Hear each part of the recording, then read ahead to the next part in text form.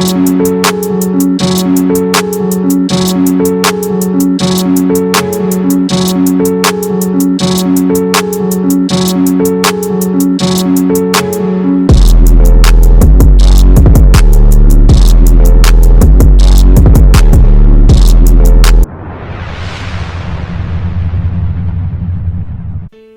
you for joining us in another episode of Experience, Strength, and Hope.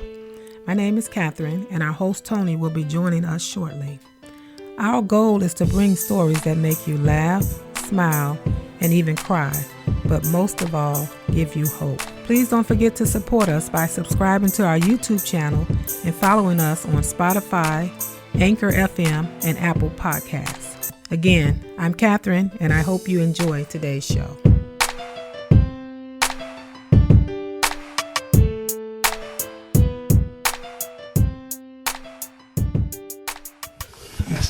All right, I'm Tony the Mayor from Experience, Strength, and Hope podcast.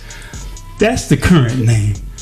I'm thinking about changing the name. I was thinking about that today. And if you have a new name for me, hit me with it. And the reason why I want to change from Experience, Strength, and Hope is personal. And it's because of some friends and some of an organization that I don't want to try to step on their feet and sound like I'm stepping on their feet or overstepping them. I was thinking about, like, since I always say be real at the end, be real, but there's probably a lot of be real podcasts. I don't want to say keeping it real. That's Al Sharpton, So, but today I'm here with two of my brothers. I got Brother Al Gordon this way.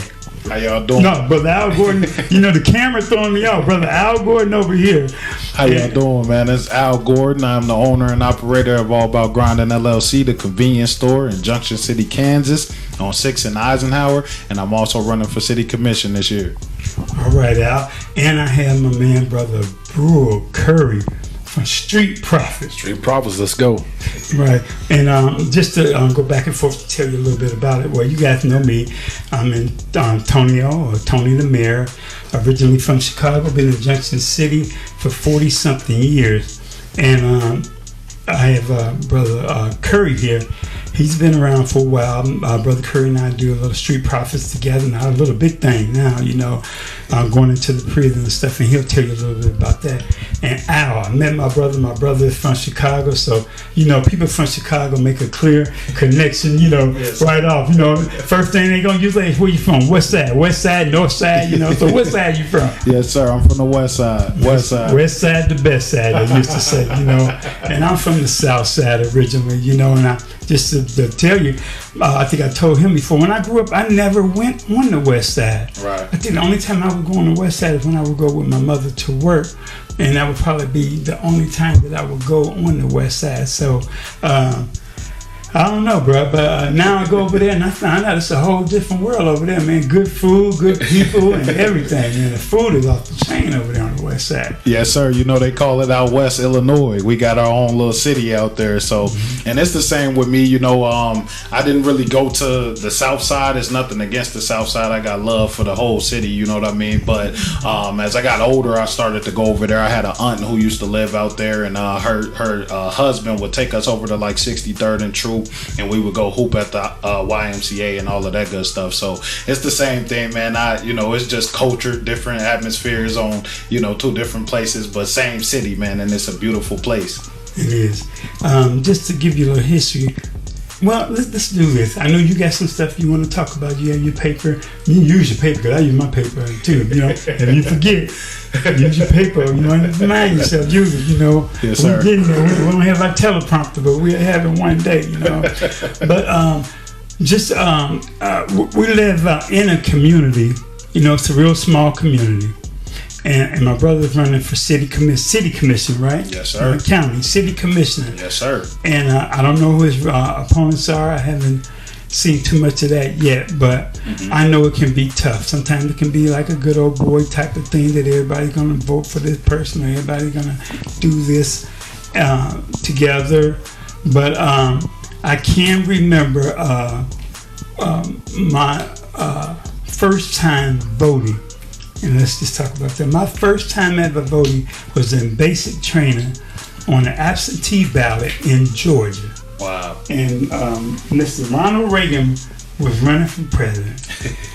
And I can't remember who Ronald Reagan was running against. I don't know. But I remember the drill sergeant down there in the good old state of Georgia told us that we should vote for Ronald Reagan because whoever else was going to send us to war. Right. They had us scared. That was due to Iran, country crisis and hostage crisis. And they had me, voting for Reagan. Yes, sir. And I remember when I told my people back in Chicago, so you voted for who? You did what? With you, brother, I don't know. Which way? Tell me a little bit about you and your platform, and then we're going to come over here to talk about, we're going to bring it together on you guys, because we want to talk about some things that we want to focus on doing for this community and for our people and for our youth. And these two are already doing big things. Every time I turn around, they're doing something here in the community. Yes, sir. So, my platform for running for city commission, first of all, I'm a business owner here in Junction City. Like I said earlier, I have a convenience store, so I'm directly affected by everything that goes on here, right? And coming from the communities, coming from the places that we come from, I didn't know a city commissioner growing up. I didn't even know what city commission was. I wasn't too deep into politics until like Obama came around, right? And then I started to kind of dive in it. But I had a grandmother who was a Black Panther volunteer, and she would tell me all the time, as a kid, you're gonna be the first Black president. You're gonna be the first Black president. So now that I'm older, and God has a way of bringing things into fruition, and now it's kind of I'm looking towards that way. So being directly affected by everything, my main platforms for running is proper and better child care and development. That's number one, because these kids are our future, right? And my thing is changing the focus to change the future. If you look at a place like Chicago, for instance, I'm 28 years old. I grew up in the drill era, if you will. If anybody knows what that is, I was able to see us surpass Iraq, Iran, Afghanistan on a murder rate. And when I look around at my peers and I look at how many people I've lost, you know what I mean? I sat back and I was like, why? And it's because there's lack of opportunity there. They took everything from us. They took all of the, after school programs and the platforms or the programs to help kids to get out of the streets. They took the leadership. They took the fathers and the men away from the communities, right? So the kids, we got to get back to the kids, and we got to catch them in enough time to get them to where we need them to go to change the direction of where we're going. So my second reason for running is economic development. I'm a small business owner, and I'm growing my business into a big business, a big corporation. And I just want to bring, other businesses here and keep businesses here and keep Junction City growing and developing. And then my final reason for running is we are in the most diverse city in Kansas. We have no representation of that in our local government, and I just want to be that representation. Not only in the local government, but in our schools. Right. That's another thing. I've always talked about that because I worked in the school. Yes, sir. All right, brother, go ahead. All right. I love that. I love that what my brother here is doing, Al, because that's a lot of stuff that I'm connected to is, of course, building our youth up. And I see the big need of teaching them those power skills that they need. So with my business, what it does is it just starts a platform so I can be able to do that. Go into the schools. We even go into where places that people don't go to build those skills, and that's the prisons, juvenile detention centers, and wherever the boys' homes may lie, we go in and we make it happen because we know it's such a need, and these young people are targeted as there's a behavior problem when really the issue is it's a parenting problem. Right. So that's where we need to fill that void because, as you know, there's many single parents living in the homes, and we need to connect back with those needs that need to be done in the home. Yeah, that's true. Most definitely. Now, one thing I want to say about that, I was just thinking about this earlier, and I don't know why. Maybe because of some, thinking about, what we were going to talk about today. But I can remember, growing up in Chicago on the South Side, in the neighborhood, you just didn't. When you met a family and you said, "But who your mom? Where your mama live? Where your daddy?"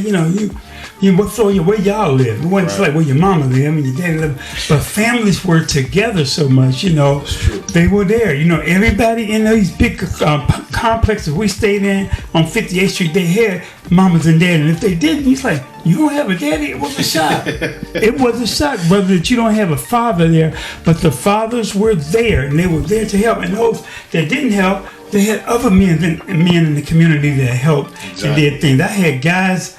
I mean, they had watch on me when I was little, man. They would come and tell my mom and my dad. Everybody knew my dad. Sure. Everybody knew my granddad. My granddad would get the big kettle grill out there in the yard and barbecue for everybody in the neighborhood. And that means something to young men that can see men doing things like that. You know, that meant something to me. That, hey, look, you know, one day I'll be out here barbecuing for people. You know, we had people to take us. Positive role models. Yeah, exactly. You know, people to take us fishing and take us, you know, to do different things in Chicago, teach you how to work on the car. Right before I came in the Army, our guy that lives upstairs from us, the landlord, was putting tile down in our apartment.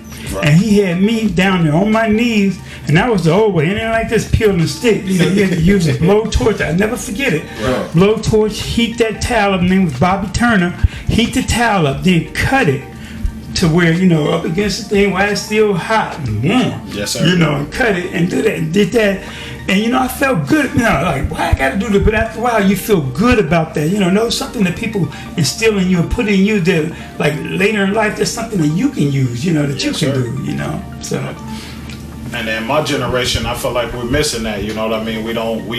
I didn't have guys or men, well, I can't say I just didn't, but it was lacking, you know what I mean? And then just teaching the basic principles of how to be, you know, just a man, a stand-up man. Shake somebody's hand firm, look them in the eyes, stand up straight. You know, I didn't even have a father in my household, so I didn't have a man there to teach me that. I was the oldest boy of 6 kids, so I had to get out here and, you know, learn these things and develop and become the man that I am today.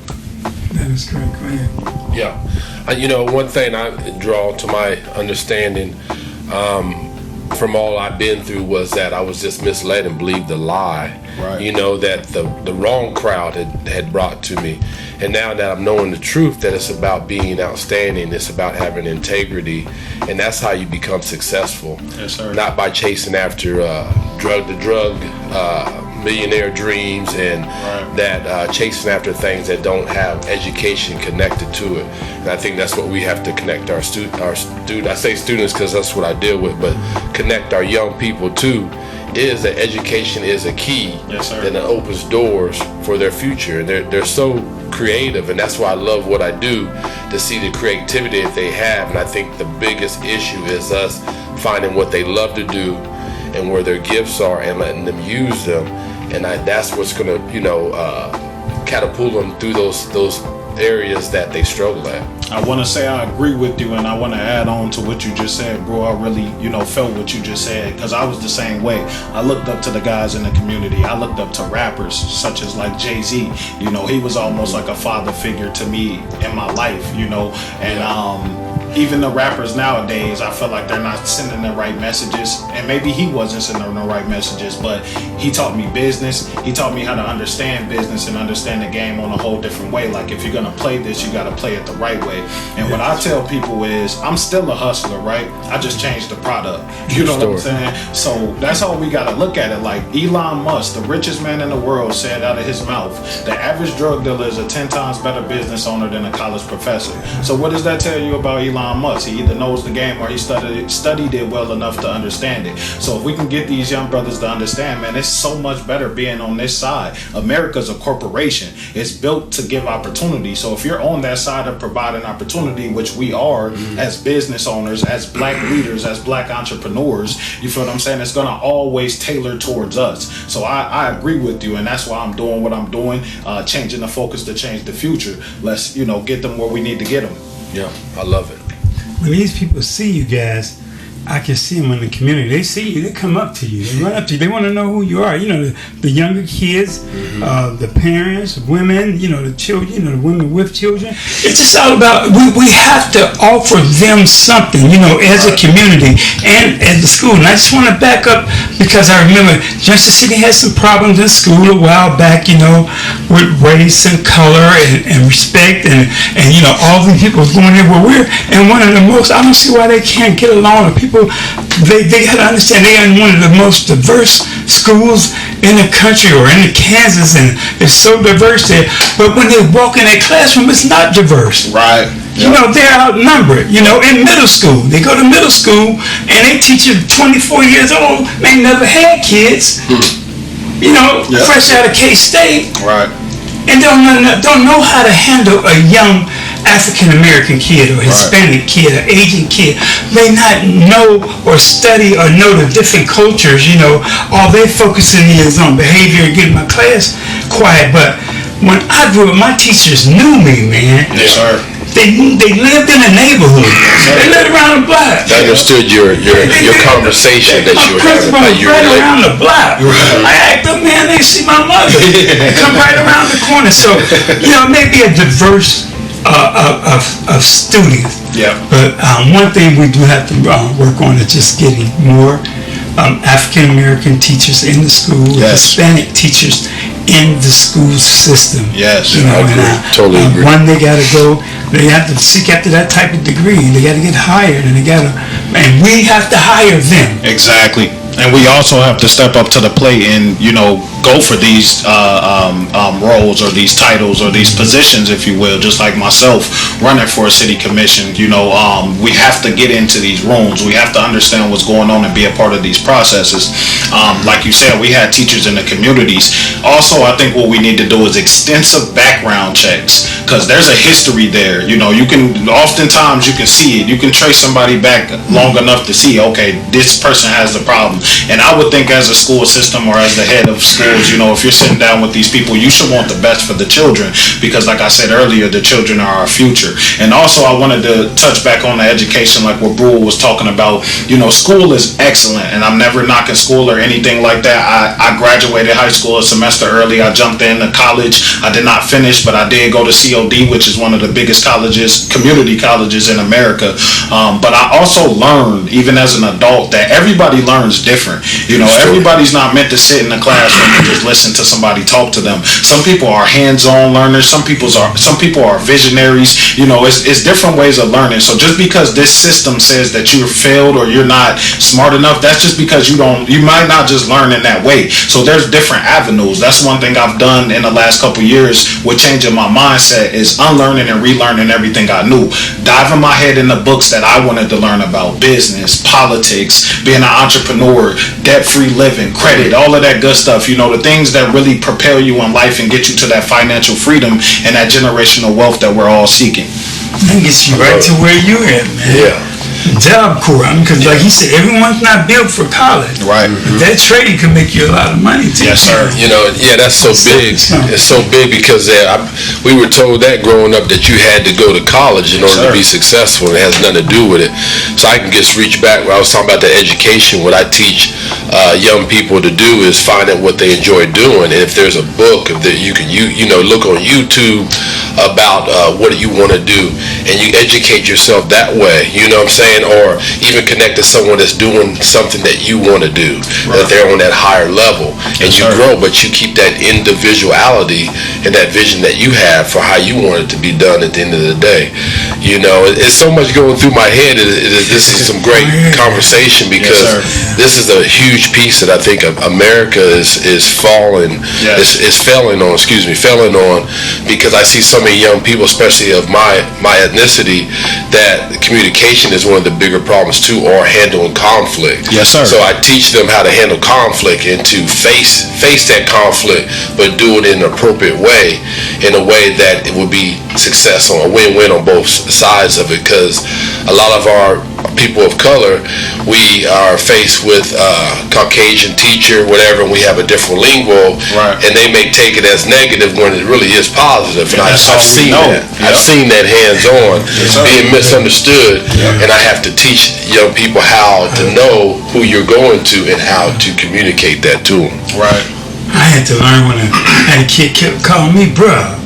Yeah. But you know, that's part of their that's part of their language and stuff like that. But I did try to teach them different, you know, in a funny type of way. But you know, just that they have to know when they get this kid in their class that it may be a little different.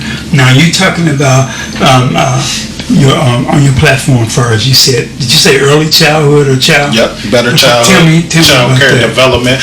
Just getting the proper programs. I went to the 12th Street Rec, right? Which 12th Street, the rec is in a side of town where, the wealthier side will deem lower, lower impoverished, or all of those good sayings that they use, right?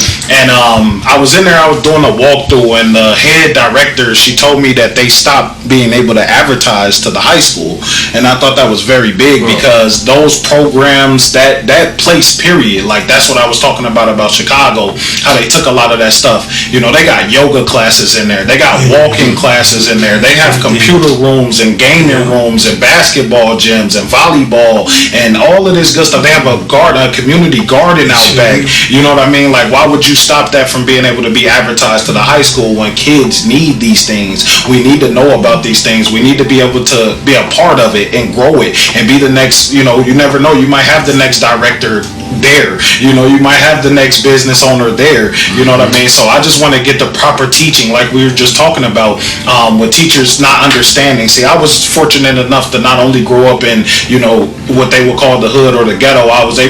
My mother was fortunate enough to grind hard enough and get us to the suburbs as well. So I was able to grow up on both sides and see it all, so I can understand it. I can go, to these impoverished neighborhoods, and I can also go to these wealthy neighborhoods, and I'll fit in on either side. And I think people need to do that. Diversify yourself. Get around other people, even if it makes you uncomfortable. Learn these people. Don't just judge them off of the face value, but really learn them so you can understand, and then you can understand what they deal with. We grow up in communities with, active shootings and killings and, all of this stuff, trauma, abuse. And I'm not saying everybody doesn't, but I just know in the black community for sure, especially in a place like Chicago, that it's big. So you got to understand these kids. You got to be able to relate somehow, whether it's a movie, it's a TV show, it's a game, whatever it is, you got to be able to relate and really understand what that kid has come through and be able to develop them the correct way. My brother Brewel and I used to work at a New Direction and Boys Home together, and, right. And those kids, once you get past that layer of them trying to prove who they are and some of the where they from and all that, you said, man, this guy is smart. This guy's a good kid, man. That's when you can see the good in it, But I remember we used to have an after-school program. Yes, sir. And that's where I learned photography. Yes, sir. I learned photography. I used to go to the Park District. They had a dark room. They taught me how to develop film. I used to get on the bus with my aunt and go all the way down there. She used to buy me film. Developing paper and everything, to develop film and bring back, and taught me how to. The guys taught me how to shoot, what to shoot, forget about the people, because I had hundreds of thousands of pictures of my wife. Find a subject or something else to shoot at, and I played tennis. Wow.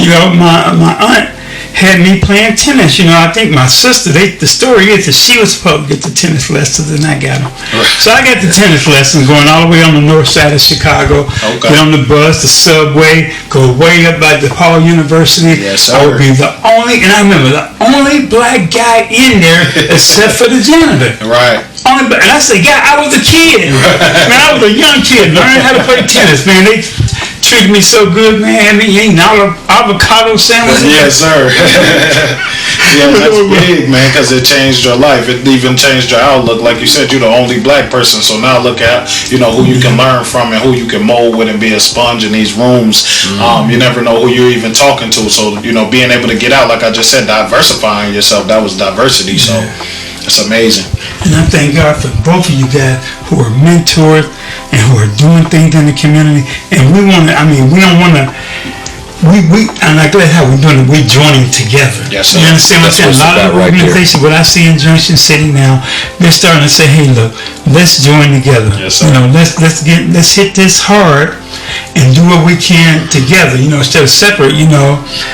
Just say together we stand, divided we fall. Yes, sir. That's good times. Remember that. Yeah. Tighter than pantyhose. 2 sizes too small. That's JJ though, but that was my show there, JJ. I named my dog after JJ. Did you? Yes, sir. I had a dog once I named Cole after Martin. Martin, man. That's my favorite show right there. I love Martin. But these guys, man, I mean, we're going to be out here fighting with you, man. Go ahead and give us some stuff, man. You got some stuff to give us or anything? Yes, I do, man. You know, November 7th is election. Please go vote.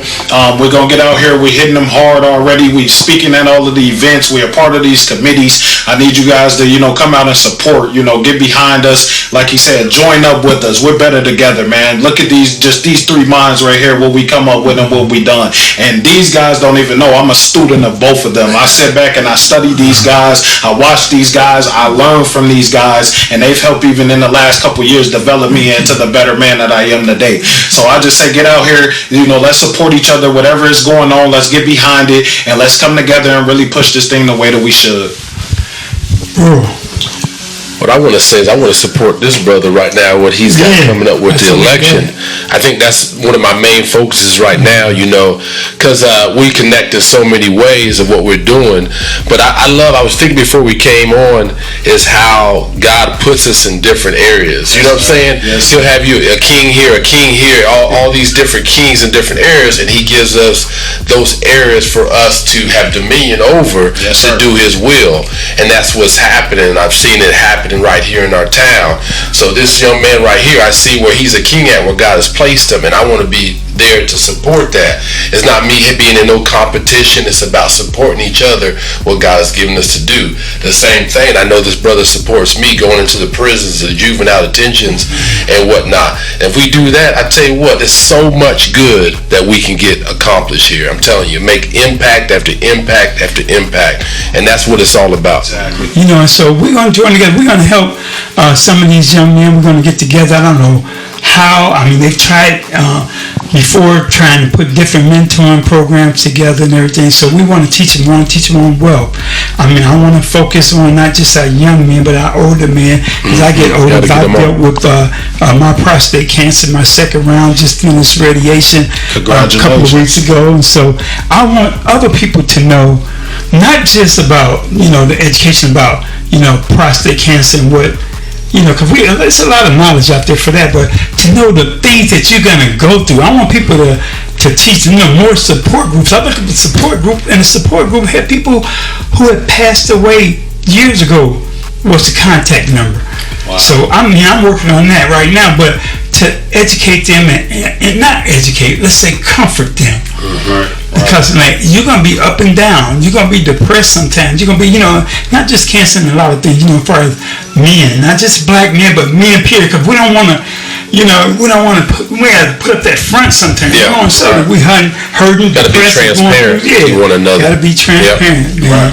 Especially, you're going to have to man up when you go get that biopsy. Oh yes, sir. Yes, sir. We're gonna show you how much, or that prostate exam. It may not be the pleasant thing, but it's the best thing. And like God said, man, He told us to help our neighbor.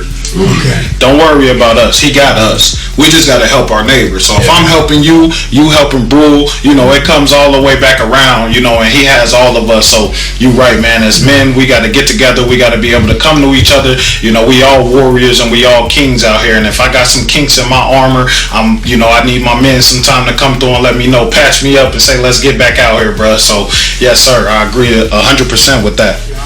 Tony Demiris from Experience, Strength, and Hope podcast, soon to be something else. So send me something at bigdog0862@me.com. You can call me at 785-307-4662, or go ahead and check me out on Facebook, Instagram. You can find me on Spotify, YouTube, and Apple Podcasts. I thank you, and we're going to be talking more with both of these brothers. Is there anything you want to say before we sign out? Yes, I just want to say, go support all of us. I'm All Bout Grinding LLC. Like I said, I'm located here in Junction City, 1036 West 6th Street. I'm all over social media as well. Go definitely support my brother Brewel, as he's got the Street Profits out here, and definitely Tony the Mayor. Y'all make sure y'all tune in. I appreciate you guys, and thank y'all for having me. Got anything? Street Profit. I just want to say God bless everybody, and thanks for listening to this podcast. Support my brother and look at Street Profits too when you get time. Street Profit, get you one of them Kool-Aid pickles down there too. Thank you. That's Tony the Mayor. I appreciate it. Thank you for listening to another episode of Experience, Strength, and Hope. Come back and continue to listen on any of our other platforms such as YouTube, Spotify, Anchor.fm, and Apple Podcasts. We encourage you to not only listen, but also reach out and share your stories of experience, strength, and hope at bigdog0862@gmail.com or 785-307-4662. I'm Anthony Timms, and this has been another podcast of Experience, Strength, and Hope from Tony the Mayor Timms. Be blessed, be strong, and most of all, be real.